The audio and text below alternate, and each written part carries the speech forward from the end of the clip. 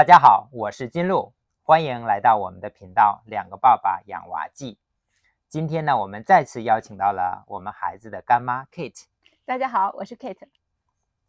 今天我们跟大家聊一聊美宝孩子如何到美国游学。因为 Kate 刚刚带她的儿子木木来这边游学了1个月，然后呢，所有的手续包括调研啊，然后选学校啊，办理入学手续啊，都是我帮他来做的。然后呢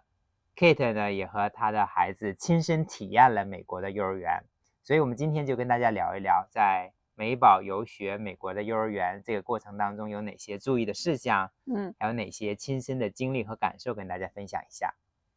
好的，首先因为我自己的这个比较懒惰，然后金鹿是我家木木的干爸，所以所有的这个木木来到美国游学幼儿园的流程都是依赖金鹿，我只是说提出了一个请求，说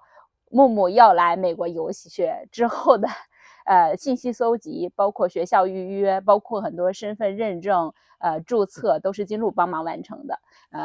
所以我大部分的知识还都是从金鹿这儿那个搜集和整理得到的。好，那下面就以 Kate 提问的方式来，我跟大家分享一下整个游学的流程和手续是什么样子的。好的。首先我也想问一下金鹿，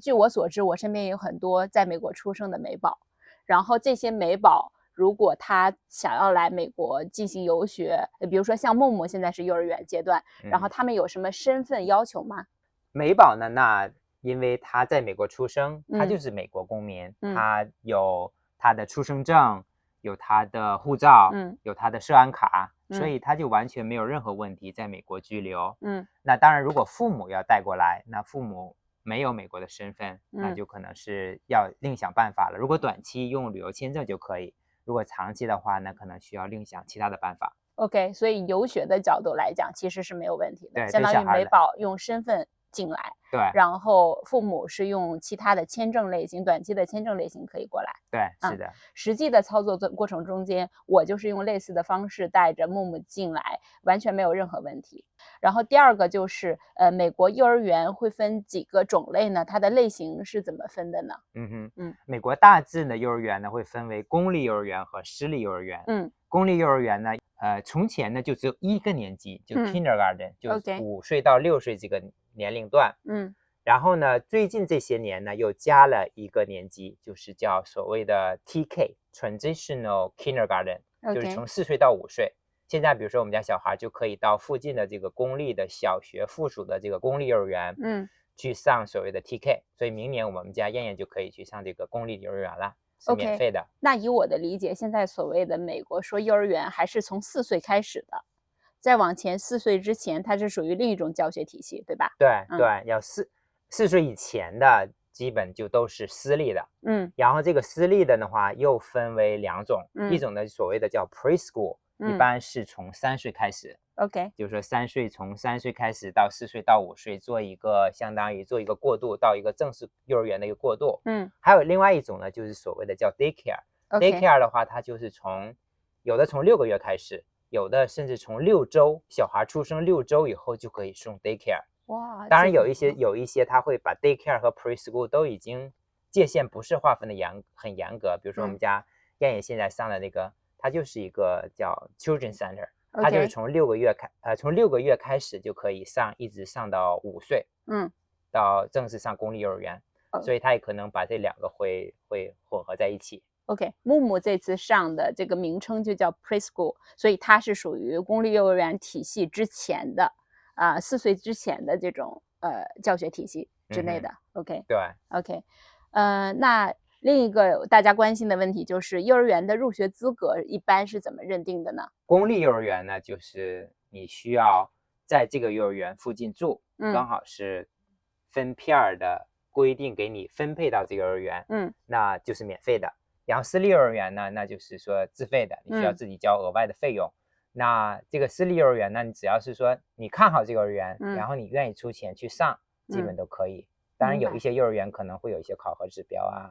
OK，那我替大家问一个问题，就是说从我们大家游学的角度，其实大家能选择的还是更多的是私立幼儿园，对吧？对，更多的是OK，私立幼儿园。因为公立幼儿园其实更多的是 long term 的一个规划。对，而且你需，OK，要有身份证明，你真的在这地嗯方居住，长期的居住，有一嗯些各种居住的证明才可以。 ，OK，嗯那从游学的角度来讲，如果我们想要过来这个申请幼儿园，这种需要什么样的手续呢？这个手续呢，其实他会给你发很多的表格，其实很嗯多，包括木木这次的话，我数了一下，差不多有14个表格需要填。对，它更多的呢，主要是一些知情同意书啊，一些告诉你家长的权利啊，幼儿园的权利是什么东西啊，然后还有一些授权书，比如说发生一些紧急情况，你会授权幼儿园进行紧急的救治。然后还会有一些，比如说你需要银行账户一些支付的信息，还有一些紧急联系人，还有孩子的健康情况的一些申报表，很多信息需要你去填写。除了这些呢，有2个最重要的东西，一个就是说需要家庭医生开具的证明孩子健康可以上幼儿园的这样的一个证明。 OK，另外一个呢，就是小孩的这种免疫证明，虽然他要求的疫苗，你必须要打好了这些疫苗才可以正式的入学。对，所以这个可能当初就花了一些时间准备，是吧？从木木的实际的操作过程中间，其实我们确实是有一小段时间填表格，虽然表格还蛮多，但是其实以知情同意书，然后一些授权书为主，所以其实比较好填。然后比较花时间和需要国内准备的，就是健康证明，也就是家庭医生开具的这个证明，适合上幼儿园的证明，然后以及这个疫苗接种的免疫的这个证明。然后我们是实际操作过程中间，在和睦家，我们找了医生，然后做了问诊，然后结合之前的医疗记录，给我们出具了证明。然后因为和睦家本来就是英文友好，它是中文、英文双语的，所以对于我们来说，这件事情就是稍微简单一点，去了2趟医院就搞定了。但如果没有那种私立医院，去公立医院可能就不是特别好弄这个表格，是吧？去公立医院，我自己理解有2个障碍，一个就是是否有医生愿意专门为你这件事情给你出一个证明。对，可能你更多的是自己要结合你的疫苗，因为比如说北京或上海来讲，它是有小孩的疫苗本的，你是不是用这个来佐证，然后自己做一些公证类型的翻译，这是疫苗的部分。然后如果这个健康的部分，可能比如说你当时入你这个国内的幼儿园的时候的健康体检证明，然后你再翻译过来，我觉得可能用类似的方法也是可以解决的。OK，或者说你把这些证明开好了，到美国这边找一个医生，让他来给出具一个医生的证明，也许也可以。对，是的，而且我想到更好的一个办法，可能是说，如果你历次都在公立医院，你可以约一次和睦家或者是美中医和这种相关的私立医院，其实它有那种 package，可以做一次检查，给你出一次证明，他们都非常明白和熟悉类似的这种情况，所以也会变得比较简单。好的。那么下一个问题呢？就是在整个延续性的游学过程中间，因为会面临不同年纪的小朋友，那美国的幼儿园一般是怎么分班的呢？它是根据年纪来的吗？对，那我们现在也就刚才提到了公立幼儿园就是2个，一个 TK 和一个 Kindergarten。那私立幼儿园呢，就是从小的开始，一般会分所谓的 toddler 一般就是1岁以下到1岁。然后呢，从1岁到2岁呢，就有不同的叫法，有的就叫 twos， 就叫2岁班。还有的叫做 transitional class， 还有叫 discovery preschool， 还有不同的幼儿园有不同的叫法，这也不是特别的规范了。然后呢，3岁以上呢会有叫 preschool， 然后再有上呢也会有叫，比如说4到5岁叫 TK， 因为有些家庭它虽然有些居住地呢可能所在的小学它没有这种transitional kindergarten， 他可能就在他的私立幼儿园就多上一个年级，最后再带到公立幼儿园去上的这个 kindergarten。 明白。所以他可能也会有这个 TK 的班级。然后呢，这是年级啊，然后一个年级呢就会看你的幼儿园到底是大还是小，他可能会有1个班，也可能会有多个班。还有一些幼儿园呢，他可能会把这个年龄段他如果幼儿园比较小的话，他可能就有几个班。他就会把所有的年级都放在一起了 OK 然后有一个或者2个老师，然后带这些孩子。OK，所以这些信息他有什么样的班都可以在他的网站上找得到。对 OK 对，然后木木这次上的就是一个 Preschool， 对，是一个 preschool， 然后是把几个年级都放在一起的那样的一个班。对，因为他的时间比较临时，所以到最后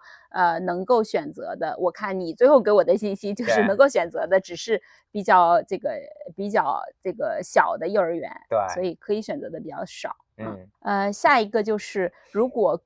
长期以在国内学习和生活为主的这些小朋友们呢，他如果来游学，你有什么建议比较好的游学时间吗？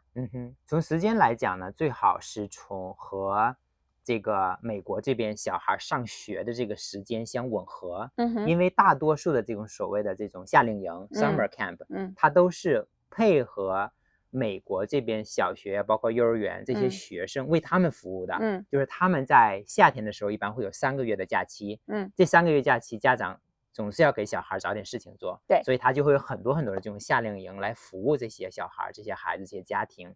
然后呢，他也会有一些所谓的 program 会服务这个冬天也会有2个星期的假期，它会有一个春假，春假会有一个叫 spring break，它也会有1个星期的假期，OK，也会有限的一些 program 来服务这个冬假和这个春假，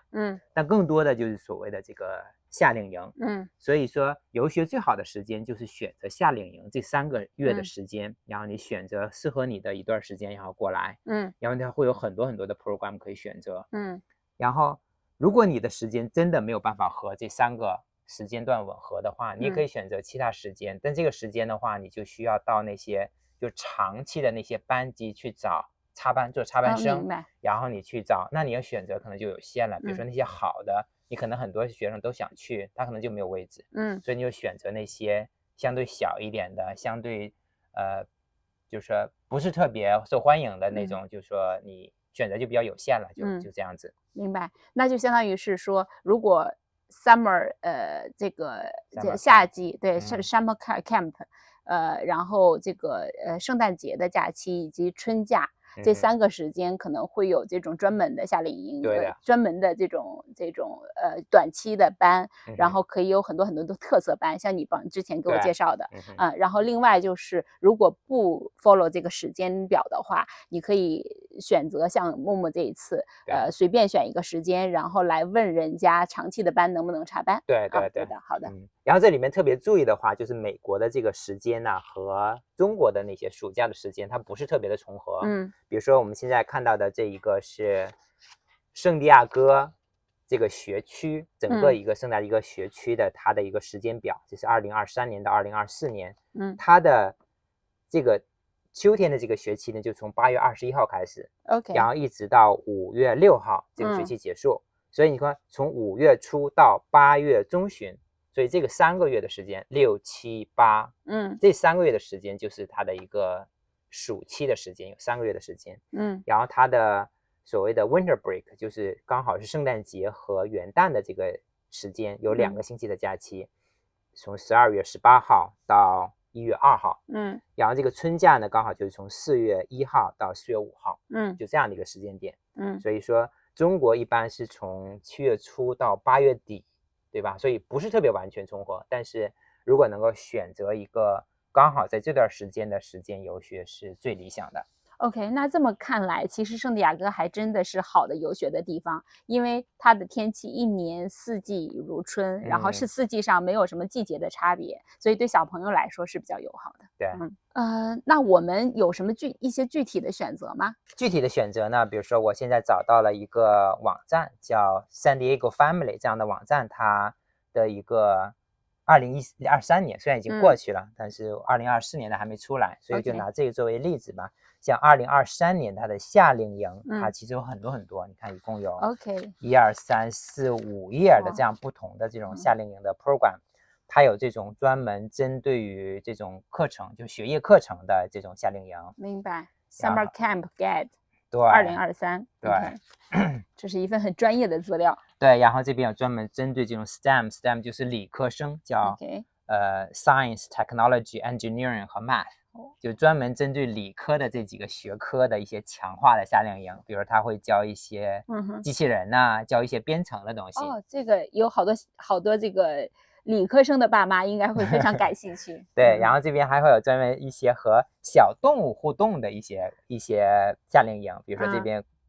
针对水族馆，会围绕这个水族馆然后做的一个夏令营。OK， 然后它这个年龄段也有不一样，比如说这个年龄段就是从 kindergarten 开始，可能就是5岁以上的，然后这个就是4岁到13岁，就不一样的年龄段的。我看到你这个信息表上已经列得很清楚，就是年纪要求，然后它的地点、它的时间，然后以及它有一些这个特色的介绍。对啊，我比较感兴趣的是 art 那个。对art 对，然后这边还有一些关于这些 drama theater， 就是艺术表演类的。然后这边还有一些也是艺术方面的，就是说绘画呀，然后包括做一些那种这种手工陶器啊，各种各样的一些培养动手能力的这种不同的夏令营。这种听起来是不错的，感觉妙趣横生的感觉。对，然后这边还有一些这个，比如说我们家燕燕特别喜欢火车呀，一些交通工具，对不对？一个是围绕那个圣地亚哥Railroad， 对，火车模型纪念馆，OK， 那样的一个夏令营。然后这边还有一个所谓的 overnight camp， 可能就晚上也在那边。哇，这全托管了就。爸妈，幸福的爸妈，对吧？所以这个夏令营还是非常非常多的选择的。对。然后相反的冬令营呢，那这边选择就有限，你可能现在找到的2024这是2022到2023年，也是去年的。那这边呢，这个就只有有限的几个，1、2、3、4、5，我找到了5个。我看大约是夏令营的1/3。对，然后这边就有一个也是专对理科生的一个夏令营。然后这个呢就专门艺术表演或一些还有动画。对，然后这个呢就是也还是说戏剧表演。明白。然后这个就是也是和动物互动的。然后这边还有一个 Thanksgiving， 但是还有特殊就是感恩节的那个周，它也有一些学校可能也提供一些这种夏令营短期的。我觉得这种太短期的可能不太适合这种国际小朋友，可能更适合 local 的小朋友。对，要中国人过来就倒时差花一个星期，时差还没倒完就过来，然后就回去了就。但是实际在实操的过程中间，默默倒时差基本没有碰到问题，所以各位也不用太担心。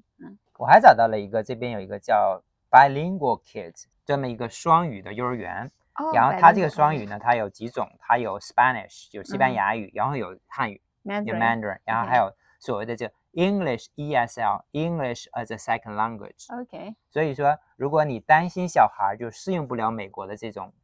全英语的幼儿园，你可以去参与这种就是 English as a Second Language， 所以所有的小孩都会是英语不是他的母语。所以说你可能就相对来讲，老师说的时候可能会比较慢会照顾那些不太会说英语的小孩所以他也会提供这种 summer camp，也会有各种不同的类型，各种不同的这种节目。你可以选择这种所有的小孩都把英语当成第二外语的这种，我看到别人分享过，好像其实对于有一些比较害羞的小朋友，因为可能是比较适合的。对。然后因为老师的这个母语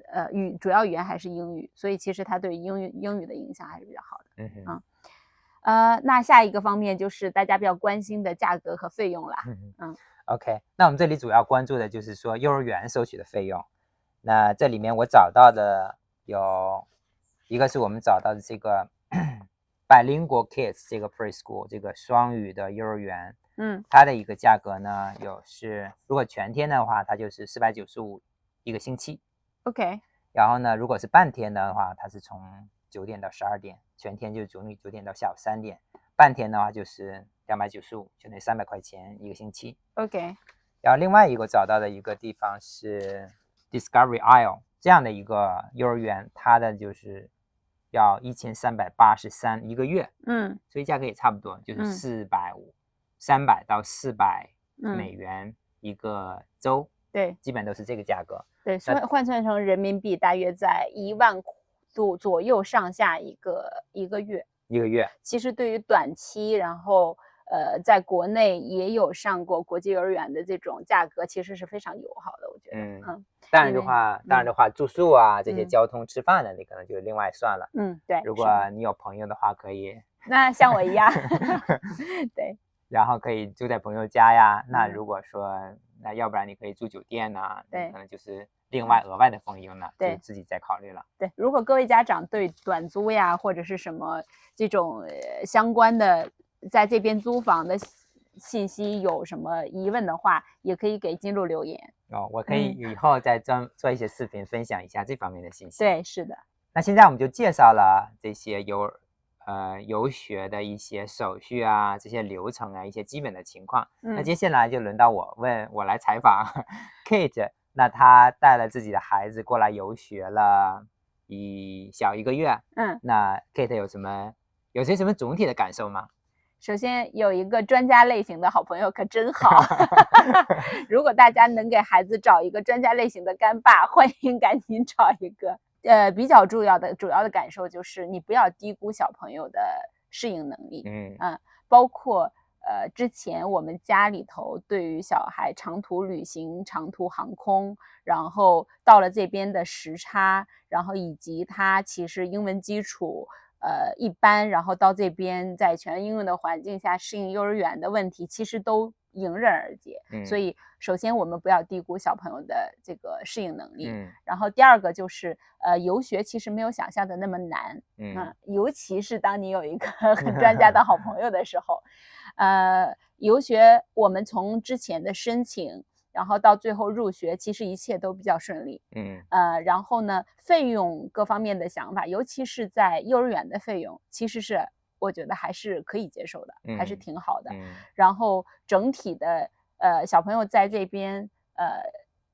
4周不到4周，3周多的整体的效果非常好。就是点燃了小朋友学英语的热情。我记得第一天我问他，就感觉怎么样啊？非常好。他就说一切都挺好的。对，他说一切都挺好的，所以小朋友是很 enjoy 的。所以我觉得如果各位家长有这种时间的话，其实是非常可以作为一个选项，然后来尝试一下的。对。那你有感受到美国的幼儿园和中国的幼儿园有什么区别吗？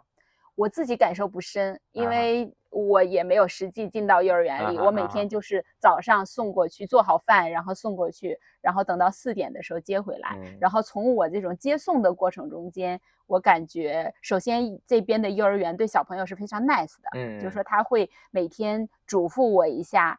这个小朋友哪个地方不舒服，今天表现怎么样，然后到那边这个 pick up 的时候，他也会说一下吃饭怎么样。然后第二个就是从间接的木木的感受来讲，木木说这个老师对他都非常好。然后到现在为止他还记得这几个老师的名字。所以我觉得这个首先美国幼儿园对小朋友的感觉是不错的。然后主要的差异我觉得可能是在这个语言环境上。对，他也没有太多的，因为他现在是3到4岁的这种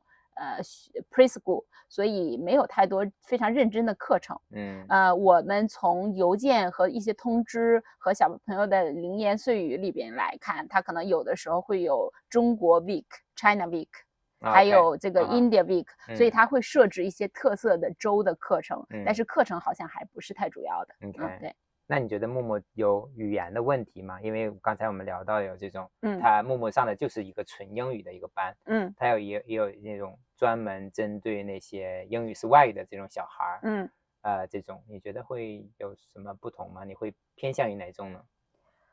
我带木木游学的主要目的就是第一个是跟金鹿的家庭能逐渐的熟悉起来，然后以后建立更长期的小朋友之间的友谊。然后第二个其实最主要的想法就是说让木木有机会能在全英文的环境中间对英文不陌生，然后点燃他对于英文的兴趣。显然这2点我是很满意的达到了。然后木木自己本身是很喜欢的，他自己是一个这个深入就体验型的小朋友。所以我觉得他还是挺喜欢的。对。那还有我们也提到了说有这种2种，一种就是所谓的木木上的这种插班生。另外一种就是专门的这种夏令营。那你觉得会更想上那个呢吗？因为木木之所以选择这个，是因为时间，你可能这边时间不是特别灵活，所以刚好就选择了这种。那你觉得如果有时间的话，你会想尝试一下那种 summer camp， 对吧？对。首先如果时间，因为整个来想要过来长途飞机或者是什么，你如果只是几天，可能大家会觉得不太划算，因为成本可能都花在这里。所以我觉得首先如果我选 summer camp， 可能也会选到那种3到4周的。然后当然如果我时间允许，在下一个这个夏天的时候，我会选择一次 summer camp 来感受一下。然后呢，但是从我现在的直观理解，可能这种随来随走的对大家来说更轻松。我觉得这种插班生还是不错的。那对于其他想送小孩过来游学的一些家长，还有些其他什么注意事项吗？需要提醒大家的吗？如果比较细心的一些家长，他可能先比如说他对于学校选择其实还是有一种自己的偏向，然后对于这件事情想规划的更细一点。首先一个提醒就是时间还是要提前的更长一点，就是做规划的时间提前更长一点。对，像包括这种 summer camp， 它是从1月就6、7月份开始的 summer camp， 对，它从1月份就已经开始申请了。对，然后尤其是这种插班生，因为我这一次的要求就比较简单 ，OK， 离金鹿家比较近，然后接送比较方便，然后第二个就是纯英文的环境，就不是希望中文为主语的，所以对于我来说，满足这两点倒是比较容易找。但是如果你有其他的选项、其他的要求，尤其想要选一些比较热门的幼儿园的时候，我觉得这件事情规划就要更长。然后再尤其就是说，如果你还涉及到一些短期住宿，然后小朋友的时间调整，我觉得可以把这个事情放长线规划一下。对的。那还有什么其他的建议吗？其他的就是飞到圣地亚哥这边可以。大部分的人可能会先飞到洛杉矶直飞，然后如果有圣地亚哥直飞的飞机，其实也是比较友好的。我说这是一个航班的选择。然后小朋友还有一个你最近发现的一个小秘密，就是它会有一些华人的一些包车公司，直接可以给你从圣地亚哥送到洛杉矶机场。对，是的，这个差不多在这个1000块钱人民币上下。有的时候看你预约的时间，所以从洛杉矶机场实际直接就可以来到圣地亚哥。如果人比较多的话，其实是很划算的。对，其实大约1个多小时、2个小时不到就到了圣地亚哥，比较划算的。对，这问题基本已经问完了，那还有什么其他想说的吗？在我们结束之前。作为一个跟美国有相关接触的小朋友，或者是甚至是其他，比如说金鹿未来可以研究一下普通的小朋友用这个旅行啊，或者是简单的这种签证过来这个上学的这个路线是不是很清晰？作为一个跟美国有接触，然后这个美宝，所以我会长期的持续关注，让木木来有一个。不同的教育环境、不同的语言环境、不同的生活环境的一个体验。如果我一旦有机会，我就会带他过来，然后也会跟燕燕长期的这种互相的建立友谊，然后在他们的人生中间能够互相有一个支持，然后有一个互相帮助，所以我会持续关注。然后我的知识我也会我的知识和这个各种技能主要是来源于依赖金鹿。所以也欢迎大家持续的关注金鹿的频道，我们会持续的分享木木的实际经验和实际感受。对，所以我会也持续的在这方面做一些调研，然后就说像 Kate 说的，怎么去将来怎么上学呀，在这边上小学呀、上初中啊，这方面的一些知识。对，一方面是自己学习给燕燕做准备，另外面也帮木木就是做一些后勤方面的工作。对，我已经把这个需求发给金鹿了，说 OK， 请你帮我研究一下学区，然后美宝来这边长期上小学或者初中。如果有一天木木要求我说 OK， 我想要到美国上小学或者上初中，他自己提出愿望的时候，这个路径是否行得通？我已经把这个要求提给金鹿了。你们如果有类似的想法，也欢迎 share 给他，然后他会尽力帮忙的。好，那如果您还没有关注我们的频道，也请您关注我们的频道，点击订阅，然后我们也会持续给大家分享，然后美宝游学呀，或者是说中国的小孩，或者是其他小孩过来上学的一些问题，这方面的知识分享。那今天的视频就到这里啦，拜拜，再见，拜拜。